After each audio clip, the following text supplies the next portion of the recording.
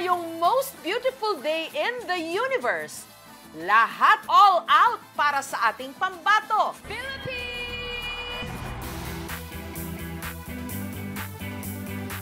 Sa Miss Universe 2024. Philippines!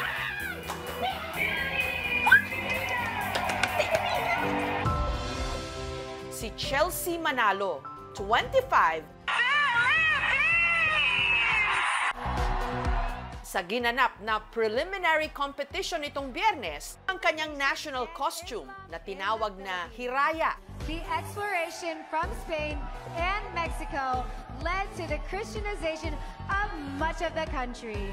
Nagbigay pugay sa napakahalagang papel ng galleon trade sa pagitan ng Espanya, Mexico at Pilipinas sa ating kasaysayan. Ganda points sa mga Meksikano. It's Philippines!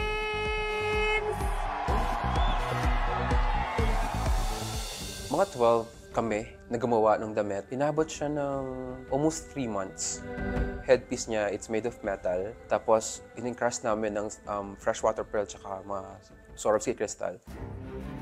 Sa swimsuit competition, si Chelsea umariba. Workers. Philippines!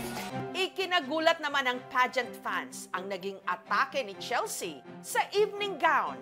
We have the Philippines! Lakas makaprinsesa! Diba most of the girls kasi, pag nakikita naman natin talaga sa pageant, high slit, beaded, encrusted with crystals, diba? Lahat sexy. We want something different. Sapat naman kaya ang kanyang performance para makapwesto sa semifinals. Si Chelsea, born and raised dito sa Maykawayan, Bulacan. Pilipina ang kanyang ina, habang ang yumaon niyang ama, African-American. Si Tessa, muling nag-asawa. Si Randy ang naging katuwang niya sa pagpapalaki kay Chelsea. Mabait na bata si Chelsea, masipag mag-aral. Bata pa lang, hilig na raw talagang rumampa ni Chelsea. Lagi siya nanonood ng mga pageant. Kinagaya niya. Sinusuot niya yung heels ko. Tusan siya ng mami niya. Ang ganda, para siyang Barbie doll. Ito po yung sash niya nung sumali po siya na Miss Isra, or yung po yung naging school niya dati nung elementary po siya. So dito naman po sa Miss Prisa, mga kalaban naman niya ditong students is yung mga galing sa mga private school students and candidates. Pero dahil hindi tipikal ang kulay ng kanyang balat dito sa Pilipinas, madalas daw siyang naging tampulan ng tukso. Mahirap pag nakakarinig ka ng masasakit na salita. Natatawag ako ng mga ulingling, ng negra, kulot-salot. Ang ginagawa ko na lang talaga to cope up with it is to cry and go home. Kung sino at anong kulay ko, yun ang gusto kong ipagmalaki kasi it took me a long time to accept myself. But again, our own timing will come. Para makatulong sa pamilya, naging modelo siya. Hanggang sumabak na sa pagpapageant. Hanggang nito lang 2024, ang ating Labulakenya sumabak sa Miss Universe Philippines. Chelsea Manalo, Bulacan! Dalawa kami nag-resign sa trabaho para mailaban namin yung gusto niya. Our Miss Universe Philippines 2024 is Bulacan!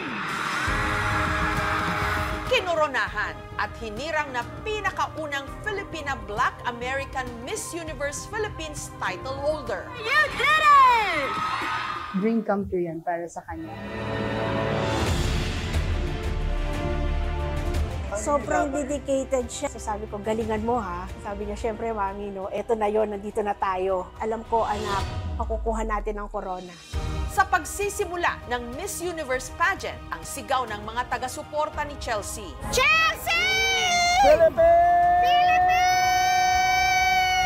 Lalo na sa hometown ni Chelsea sa Bulacan, talaga namang dumagundong. Nung makapasok si Chelsea sa top 30, The next woman advancing is Philippines!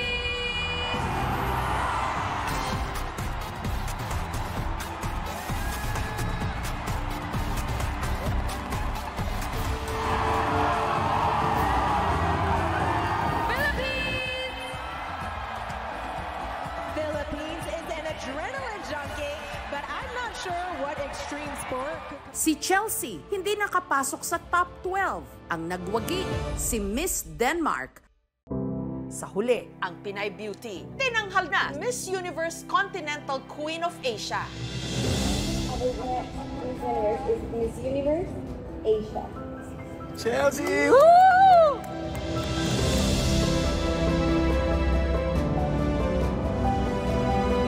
Hello, maraming salamat. Mabuhay sa Pilipinas. We are making history as Miss Universe Asia.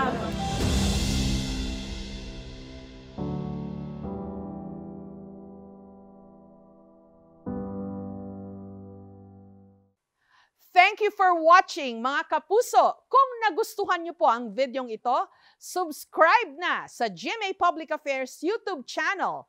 And don't forget to hit the bell button for our latest updates.